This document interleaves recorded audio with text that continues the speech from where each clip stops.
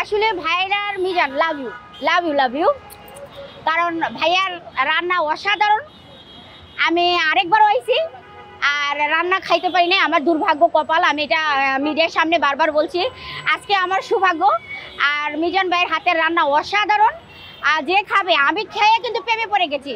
I love you Mizan ভাই, I love you so much. কারণ মিজান ভাইয়ের আমি রান্নায় প্রেমে পড়ে গেছি। ভাবি আবার বলবে যে মনে হয় মিজান ভাইয়ের প্রেমে পড়ে গেছে, মনে হয় বিয়ে বসবে। আসলে না, আমি রান্নার প্রেমে পড়েছি, মিজান ভাইয়ের হাসির প্রেমে পড়েছি। অসাধারণ মানুষ, মানবতা ফেরিওয়ালা, সাধারণ মানুষকে খাওয়াচ্ছে।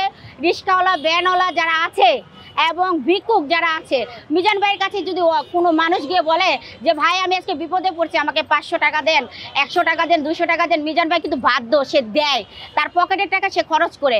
এবং প্রতিদিন না হলো তো 60 থেকে 70 জন লোক মিজান ভাইয়ের এখানে প্রতিদিন খাচ্ছে ফ্রিতে।